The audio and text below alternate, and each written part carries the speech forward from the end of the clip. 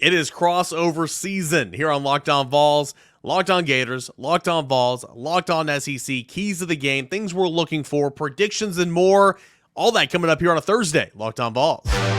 You are Locked On Vols, your daily podcast on the Tennessee Volunteers. Part of the Locked On Podcast Network, your team every day.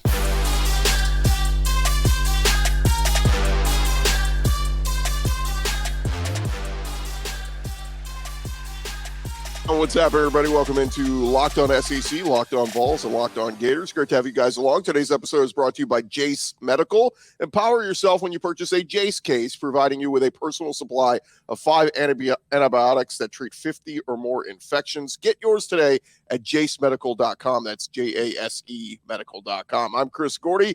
Thanks for making us your first listen every day. We're free and available wherever you get your podcasts and on YouTube. Part of the Locked On Podcast Network, covering your team every day. Let's get into it as we welcome in our panel. We start with Brandon Olsen, Locked On Gators, and Eric Cain, host of Locked On Vols. Fellas, welcome in. We got an SEC matchup this week. It's exciting. Yeah, I'm ready to be heard again. Can't wait. Finally, we get some good football. I know Florida had already played Utah, but Tennessee's played a bunch of nobodies, so excited for this week. Bunch of nobodies that you only beat by 17. Fair point. Very uninspiring win. I'm not gonna act like it was against Austin Peay. It is the third Saturday in September, a rivalry that dates back all the way to 1916. This will be the 53rd meeting between the two schools, so this is a historic rivalry. I love Billy Napier even said this week at his press conference, I'm having to educate the players on the history of this game. This is a big game. Some people may look at, Florida's down, Tennessee was down, they're back up. This is a big, big rivalry game. And as you guys mentioned, there's been a lot of talk around, is the SEC down and this kind of stuff. So this could be a big game, either a big feather in Florida's cap with a win or a big feather in Tennessee's cap to say SEC's not down. Tennessee is a power. So we're going to see as we go along. But Brandon, let's start with you. Assess your team so far through the first 2 weeks. The loss to Utah and then the win over McNeese. Assess where Florida is right now. Week 1 hurt my heart. I'm not going to pretend it didn't, but that Utah game was it's tough to really evaluate what Florida is at that point because McNeese State, they improved obviously from the Utah game, but you expect that against McNeese from going from Utah to McNeese State. But the Utah game is also just weird because Florida genuinely, I don't think they played a bad football game. It's just they made the worst possible mistakes in the most crucial moments. You force them to punt 2 number 3s on the field, which that will always drive me crazy. Why the guy on defense has to change his number. He's already on the field. Maybe change the offensive player's number while he's on the sideline. So that will always drive me crazy. But that led to a touchdown. The first play, cover 1, safety accidentally takes out the corner, leads to a 70-yard touchdown on an underthrown ball, if we're being honest. 4th and 1, false start when they were going to go for it, and then they were forced to kick a field goal, which they then missed. So for me, it was like Florida didn't play a bad football game in week 1. It was just they shot themselves in the foot every time. They were Plaxico Burress out there. That's all they wanted to be. And it was just so rough the entire time. But then you look at McNeese State, it was a cleaner team. Communication was better. Communication's been way better this year compared to last year in general. So I don't think Florida played a horrible game in week 1. I just think it was the worst possible times you could have screwed up. You did. And then McNeese State, you look cleaned up. So for me, this is the true test for Florida to come out and say, hey, who are you, Gators? Like, are you a team that is going to be at least respected this year? Or is it going to be like August 31st where you were just mocked the entire time after that week 1 performance? Yeah, I think that's what we're asking everybody around the SEC. Who are you? What is your team? Are you a contender or are you, we don't know what you are? And Eric, I feel that way about Tennessee. A slow out of the gates week 1 against Virginia. Ultimately, they put it on them. And then this past week against Austin Peay, clunky, I guess would be the word I would use with the offense. So what did you see? Assess your team so far through 2 weeks. Yeah, very uninspired offensive football to begin the season. And that's not something typically you coincide with Josh Heupel. And I'm going to give Josh Heupel the benefit of the doubt because everywhere he's been, every stop as an OC in the SEC, as a head coach, he's had good quarterback play.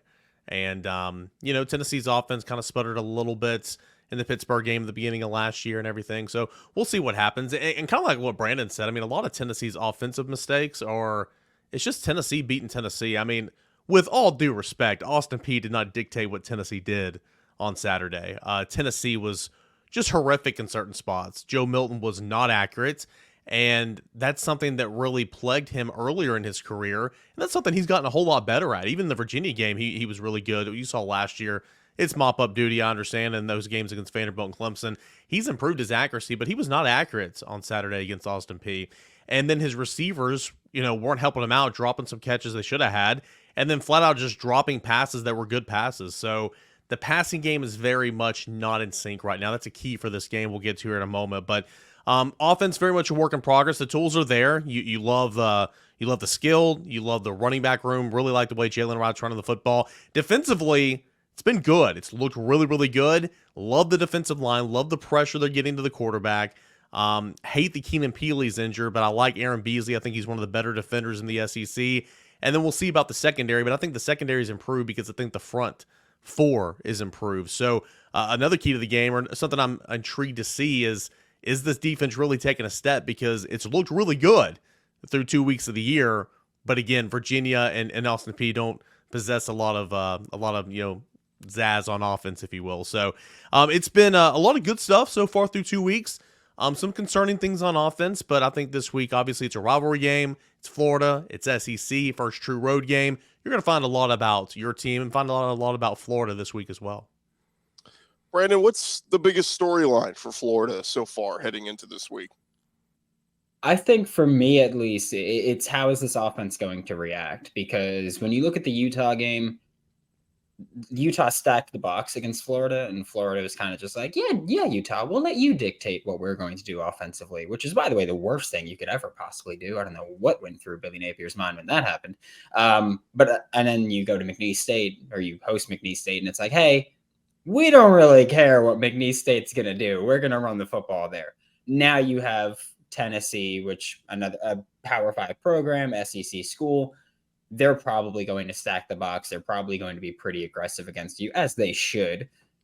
Are you going to let them dictate what you do offensively? Because if you're going to let your opponent dictate what you do offensively based on, well, they had more people in the box than us, then just pack it in, dude, because you're not winning football games. It's as simple as that. So for me, I think it's how is the offense going to react? We saw the offensive play calling get a little bit more creative against McNeese State. I don't know if that was them going, it's McNeese State, let's have a little fun, or if that was them going, hey, we should probably open things up a little bit here playbook wise.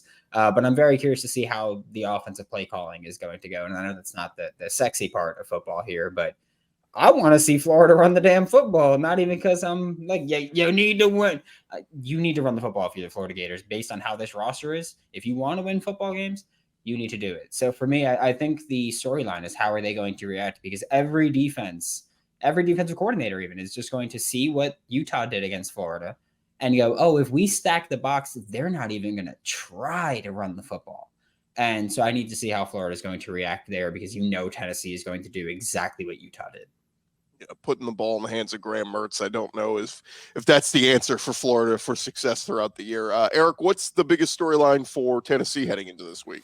Yeah, a lot of the same, a lot of what Brandon said and a lot of what I said a moment ago. It's the Tennessee offense. Is it going to look more like the Tennessee offense we've seen the past 2 years? And even against Virginia, where there was a big lull in the middle of the first half, like Tennessee got the opening kickoff, marched down the field, scored 5 straight possessions, didn't do anything, and then scored twice in 4 minutes right before the half. Like, it's like, okay, well, it just shows you how quickly things can change in this offense.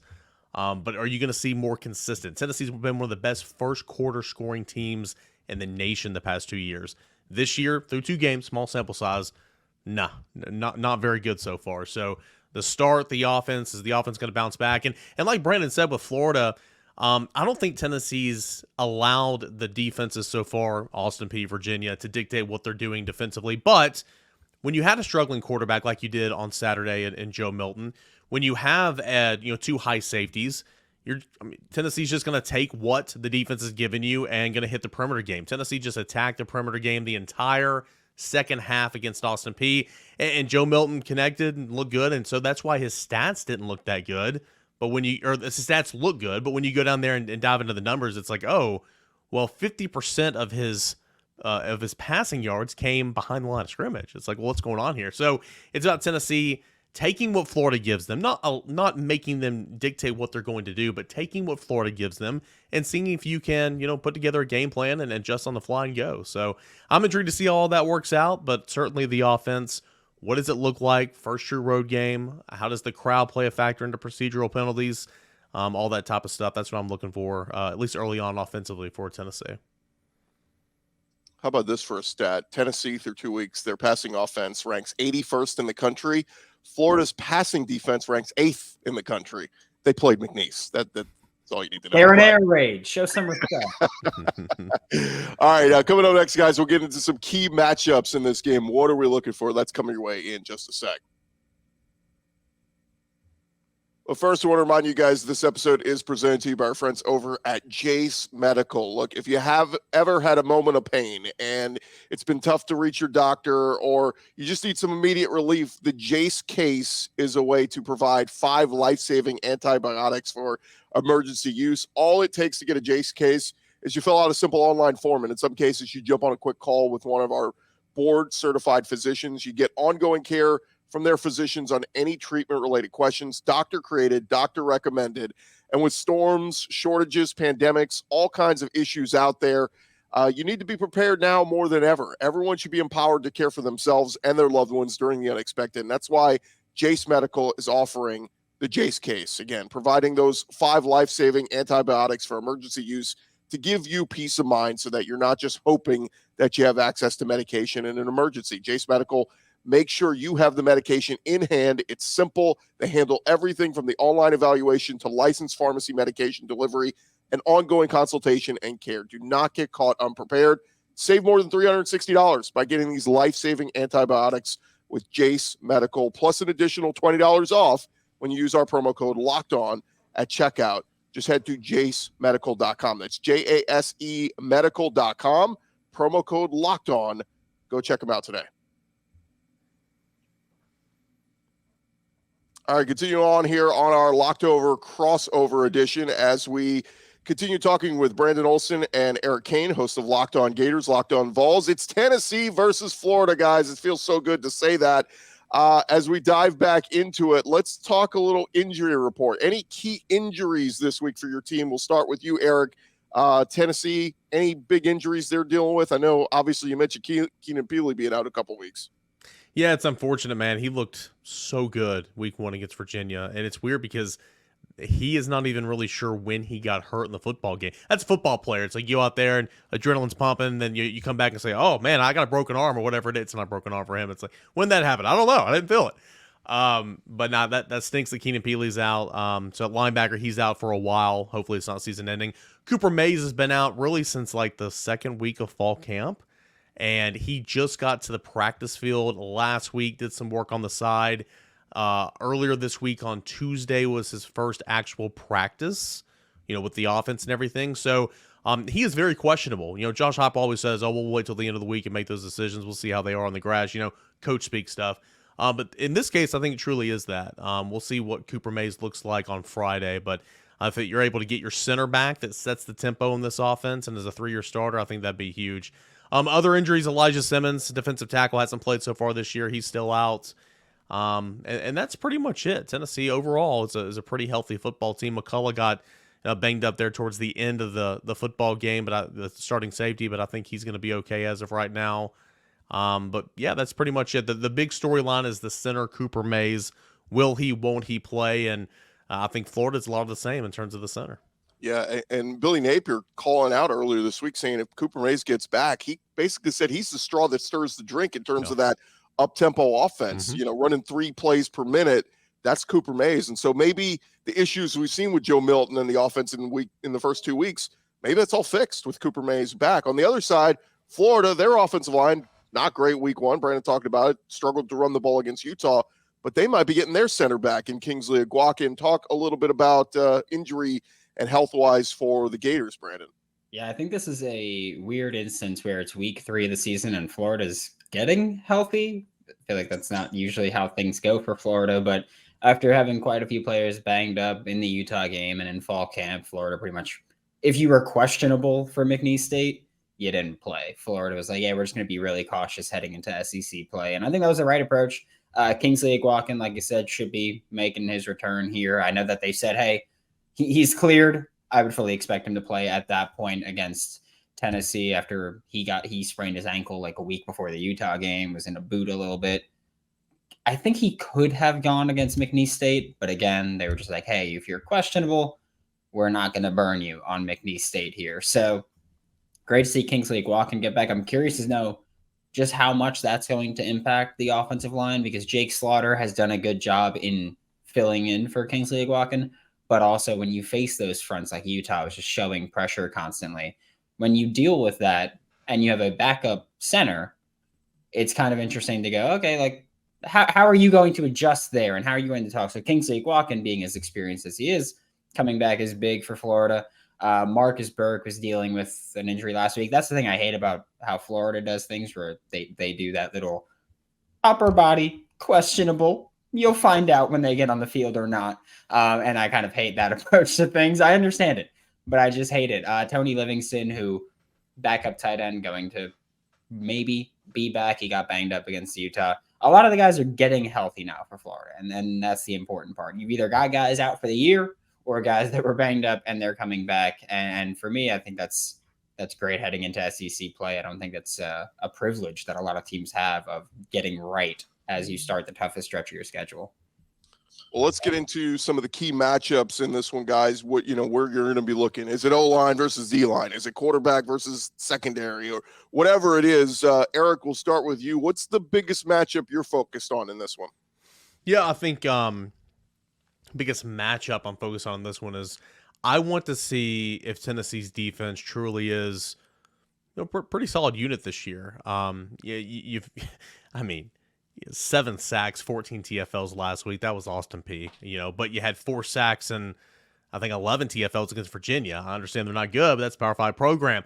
I mean, how good is this front seven? I mean, I want to know. And though Florida's had issues on the offensive line, and though Florida, might be getting a starting center back and all that, I want to see kind of where your front seven, specifically that defensive line, kind of stacks up against some good competition. So the Tennessee's front seven against Florida's run game, it's going to be a huge matchup because Florida wants to run the football. Florida is not built to come back in football games. Florida wants to be in a football game to run the football or have a lead to run the football, and Tennessee needs to make it as one-dimensional as possible. I don't think they're going to make it one-dimensional. Don't hear me wrong here. But I think Tennessee needs to do a decent job against the run, just like Utah did against Florida and forcing them through the air. So that's a big matchup I'm looking for. And then, of course, on the other side, I mean, it's got to be Tennessee's passing attack against the secondary for Florida. Joe Milton's got to complete some passes down the field. Tennessee has not taken many shots down the field simply because the defense has so far been like, all right, Joe, you're not going to beat us over the top. We'll keep everything in front of us. So Tennessee's gone intermediate and short passing game, but you're going to have to take shots. And Florida, again, new DC and everything, trying to regroup defensively from last year. I get all that, but it's still a Power 5 SEC defense. Florida's going to do what Florida wants to do defensively. You're going to adapt. You're going to have a game plan, but Florida's going to run a single high safety at points in time and say, okay, Joe Milton, come throw it. Let's see how big a boy you are, right? And Joe's got to complete those passes, and these receivers have got to help him. So 2 big key matchups on the Tennessee side, one offensively, one defensively, that I'm looking forward to in this football game. Yeah, this was a game a year ago. We saw, Hendon Hooker played great. All those big receivers and Jalen Hyde, Cedric Tillman are gone. Who steps up here? Who's the next guy? Brew McCoy, Ramel Keaton, all these different guys. Who's going to be that guy? This is the week to come out and show out who you are, Tennessee. For you, Brandon, what's the key matchup, biggest matchup you're looking for in this one? For me, it's Joe Milton against the entire Florida Gators defense, really. I know that last week, I feel like he was there was a little bit of pressure coming in, even from Austin P. And so I would like to see Florida, like they're going to rev it up. They just are. Austin Armstrong is aggressive as all hell, and I can't wait to see how he's going to react with this very up-tempo and just pass-happy offense. I want to see how he's going to really handle this. Is he going to go more single high? Is he going to become more reserved, and he's like, hey, let's just get more guys in coverage and make sure that he's not going to get at and make sure he's not going to have just easy completions available? Or is he going to go, hey, yeah, no, we're going to get after you, and we're just not going to let them get downfield. We don't care what you call. We're just not going to let them run downfield and get that vertical passing game going. So I'm interested to see how Austin Armstrong is really set to deal with Joe Milton in this game, because like Eric Cain mentioned before, I don't know why I use your full name. Like Eric Cain mentioned before. Very formal. Yeah, yes, we're very reserved here. Tennessee went a lot behind the line of scrimmage last week. Florida's going to press up on you. And I'm curious to see, it's like, hey, are we going to press up and get after you in the backfield, and we're going to make you earn every single yard? And so I want to see how Austin Armstrong prepares for this one. And also if the communication issues that he had against Utah, which cleaned up against McNeese State, are you going to be able to get that communication, get those calls? And because when you watch the Utah game, oftentimes you'll see the entire defense just staring to the sideline as Austin Armstrong is trying to get the call in. Tennessee goes really fast at times. Yeah. You can't have that. So I'm curious to see how Austin Armstrong is going to adapt to that, because he's still a very young defensive coordinator. I think he's very good schematically. He's 30 years old. At 30 years old, calling an SEC defense against Tennessee, it's pretty rough. So I'm curious to see how he's going to get that call in and how fast he's going to do that, because if you're going to have those communication issues, you're going to lose this football game. Real quick, Brandon, on that note, I was going to ask, both of you real quick, what's the biggest concern for your team this week? Is it that for you, Brandon? I think so, yeah, because against Utah, Utah's not an up-tempo team, especially when they had their third and fourth string quarterbacks in.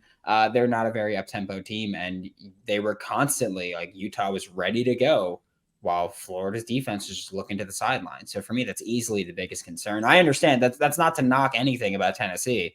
It's just they're going to go fast, and if you're not prepared for that, you're going to lose probably by a lot. Yeah, biggest concern on Tennessee's side, obviously the passing game that we spoke on a little bit, but also that offensive line. Brandon mentioned it there. Austin Peay got after. They dialed up a lot of things, played some games. Austin Peay had a great game plan against Tennessee. I mean, hats off. They really, really did. And it was good for Tennessee's offensive line that is very much a work in progress. Big question mark at center right now until Cooper Mays comes back. Rotating at left guard, rotating at right tackle. I hate that. That's not real football in my opinion, but Josh Heupel and Glenn Ellerbe have done that in years past, so we'll see what happens. But very much a work in progress on the offensive line. They got to see a lot of that last week, which is good. But Florida is going to, at times engage Jake, get after it, right? I mean, they're going to mix some things up. They're going to try to make things as difficult as possible on Joe Milton. So can you have a better day pass protection? Can you have a clean pockets? Can you allow Joe Milton to get a chance to, do some things? That's going to be a big that's going to be something to watch. And I would say that's kind of a concern of protecting Joe Milton entering this football game. All right, we'll get into it right after this, guys, with score predictions. Where are we going? We'll touch on that right after this.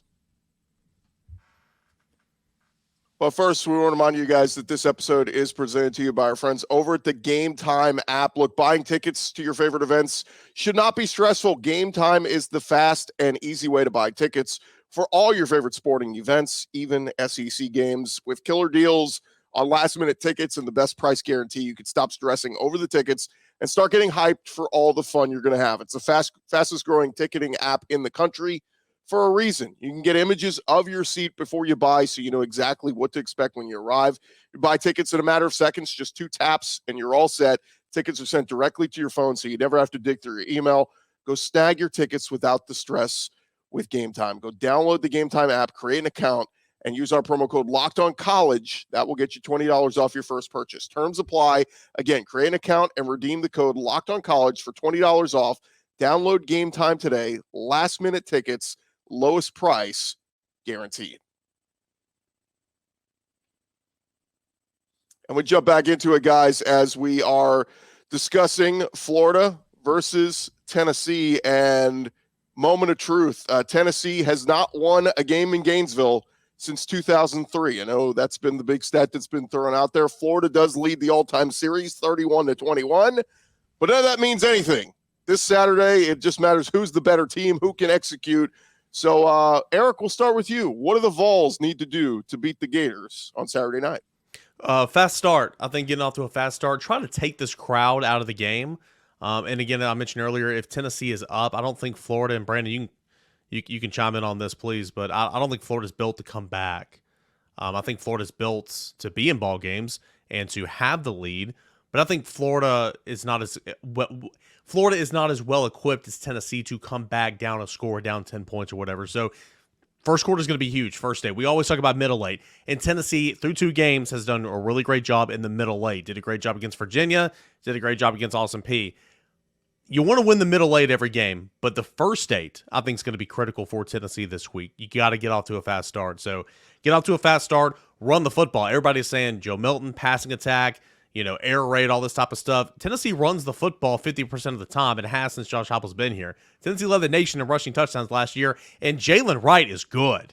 Run the football, allow that to open up the rest of the offense, have some confidence, start fast, and put the pressure on Billy Napier, put the pressure on Florida, and try to get them out of their comfort zone a little bit. I think Florida's also going to be more. I think Florida might be taking some shots and trying to do some things early on to try to get up on the lead and put the pressure on Tennessee. So be ready for that as well. Yeah, Tennessee, by the way, ranks currently 4th in rushing offense in the country, and Jalen Wright and Jabari Small both in the top 5 in the SEC in rushing numbers right now. Crazy to think that Tennessee's got not 1 but 2 running backs top 5 in the SEC in rushing right now. I thought it might be Montrell Johnson and Trevor Etienne, but long season to go. They could certainly find their way there as Florida goes along. Brandon, what do the Gators have to do to beat the Vols on Saturday night? I think that first off, Cain, you're totally right. Florida's not a team that's like built to come back from down 10 points or anything like that. I think they could do it if they do have a lot of time to do it. But I think that, as every drive goes and you don't cut that lead, then it gets way less likely. I think for Florida, a lot of it is establishing that run. I do think that Billy Napier loves the running clock more than anybody else on the planet right now. I think he's like, oh, that's the best rule change ever, because what Billy Napier wants to do is just dominate time of possession, especially when you have an offense like the Tennessee Vols do. So I think that that's going to be a big approach here, and I think that that's what Florida has to do here. I think they've got more dynamic playmakers than they've ever had, or under Billy Napier, but it's, can you actually get that going consistently? Because that's something where we saw Ricky Pearsall had a ton of targets against Utah, but they were all really short targets, and it's about creating yards after catch there. Eugene Wilson, the third true freshman, has looked awesome every time he's touched the football. Like, the way that I know he's a special playmaker is every time he touches the football, I'm just like, is he about to house this? He hasn't yet, but every time he does, I'm like, oh, he's dynamic as hell. But I think for Florida, it's about really dominating that time of possession, not letting the Volunteer offense get into a rhythm. I think that's a big part because with an up-tempo offense like Tennessee, when you go and go and go, if you convert first downs and you can get into a rhythm, you're way more lethal than if you're on the field, you get a 3 and out, or you get 1 first down, and then you have to punt, and then you're not on the field again for another 6 minutes. That really is going to just take the life out of the sail. So I think for me and for Florida, if you want to win this game, you have to really dominate time of possession, and you have to do it in the right way. Don't dominate time of possession because they're scoring so fast. Dominate time of possession because your defense is making plays, and then your offense is just like, yeah, no, we're just going to keep the ball out of Joe Milton's hands and keep the ball out of Josh Heupel's mind, really. And I think that's how you have to win the game if you're the Florida Gators. Pearsall, by the way, top 5 in the SEC in receiving yards. I can't remember the last Florida Gator receiver that was top 5 in the SEC in receiving yards. Brandon, we'll stick with you. Give me, what's your official score prediction? Who wins? I don't care if I sound like a homer. I'm picking Florida, and I'm going 28-24. For me, I think it's very hard to come into the Swamp and win a football game. I don't even know why I said I think. It's a fact. It's very hard to come into the Swamp and win a football game, especially with a Florida Gators defense that, stick with me, looks competent this year. We haven't had that in about 5 years. So I'm very happy to see that. So with a Florida Gators defense that looks like they can actually make plays, I feel like I'm going to faint just talking about it. But I think Florida being able to make plays defensively is actually a great thing, where you also combine that with the Swamp. And Cain mentioned before, there's procedural issues that could happen with a rocking crowd. you're not taking that crowd out of the game unless you make it like Dallas Cowboys versus New York Giants the other day. And it's like 16-0 really quick.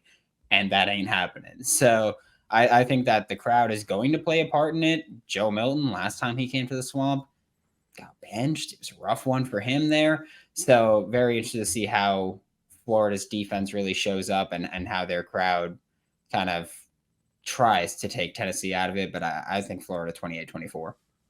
Eric, score prediction? Milton was benched before the Florida game in 21. Hendon Hooker did get hurt, though, at Florida. If Tennessee can, not exactly like they did LSU last year, because, I mean, that was just LSU fumbles the opening kickoff. Tennessee goes down there, and it's like 40 to – it's like Dallas Cowboys the other night. It's like 14-0 here in a hurry. But if you can get off to a start like that, I think would be huge. Real quick, Brandon, there's some youth at safety, right? I mean, those two safeties played forever. They're gone. Isn't there a true freshman starting at safety this year? There is a true freshman starting at safety, yes. It could be another key to the game, like trying to pick on that youth and experience, right? I said all off season, I was like, Tennessee's going to win this game. And again, it's 1 year does not correlate to the current year. You know, history of this series, it's great, you know, whatever, but it has nothing to do with this game. I get all that, but you still haven't won in the Swamp in 20 years. I mean, it's been since 2003. You haven't won back-to-back games in this series since 2003-04. The 2004 game at Neyland, the 51-yard field goal, James Wilhoit. I mean, I was at that game. I was in like third or fourth grade, whatever. It's been forever. So it's wild to say, you know, anytime you say Tennessee's going to beat Florida just because the series lately is just not, you know, dictated that. But I've said all offseason, I said Tennessee's going to win this game down in the Swamp. I'm not going to change my tune. Even last week, inspired offensive football, I'm not going to change my tune. But I think Tennessee's got to stick to those keys, get off to a fast start. Joe Milton's got to hit some down the field. Tennessee's got to run the football. And Tennessee has got to make Graham Mertz super uncomfortable. And I think that Tennessee can do the majority of those things. So I like Tennessee in this one. It's going to be a wacky game. Even when one team's blowing out another, somebody always has a backdoor cover or, you know, nearly comes back and wins it by scoring a ton in the last 5 minutes and getting an onside kick like last year. I will take Tennessee to win, but Florida to cover. Give me 35 to 28, 35 to 27, somewhere around there. I love that this is a night game too on ESPN, and it's not that 3:30 CBS slot. I love that it's 6 p.m. Central, 7 Eastern on ESPN, nationally televised audience. And look, you guys make some great points. I love your score predictions. You both think it's going to be close. I think it's going to be close. I've been going back and forth all week. I really want to pick Florida in this one just because of history's on their side. I mean, 20 years since Tennessee has won down there. But I got to lean on, is Tennessee back? If they are, Josh Heupel has to win. I'm going Tennessee. Like 30, Texas, come on. I'm going Tennessee 31, Florida 24. I think it's a close one, but Tennessee pulls away late. So there you have it. I'm the tiebreaker. I'm the unofficial. Let's get some more points, though, in this one. It could be a 3-point game, Gordy. Let's get some more points in this. It's a running clock, Eric. We're losing possessions. Lane Kiffin's complaining about it. We're getting a possession and a half less per game. Like, well, Brandon doesn't care. Brandon's like, just eat that clock. Let's go. The more time we favor my team. I love it. I don't care. He is, of course, Brandon Olsen, Locked on Gators. Eric Cain, host of Locked on Vols. Guys, best of luck to both your teams. It's been a lot of fun, and we'll see what happens. Thank you guys so much for joining us. And, of course, thank you guys for making us your first listen every day, whether you're listening to Locked on Vols, Locked on Gators, or Locked on SEC. And shout out to our everydayers. Keep coming back every day. We'll be reacting to this one throughout the next couple of days. Guys, best of luck to your teams. Thanks so much for your time. Hey, that was a lot of fun. I really enjoyed catching up with Brandon Olsen and Chris Gordy, hosts of Locked on Gators and Locked on SEC. Hope you guys enjoyed that as well. Different perspectives, one from Gators side, one from a broader SEC perspective. Gordy's picking the Vols to win. I'm picking the Vols to win. We will see if the Vols will win. Hey, coming up on tomorrow's show, we'll get caught up with Boogie Bentley of the Talkin' Vols Network, and I'll give you my official prediction and preview for the Florida Gators Tennessee football game. That and more coming up here on a Friday, Locked on Vols. Appreciate you guys as always. Shout out everydayers, and hey, let's do it again tomorrow. This is Locked on Vols.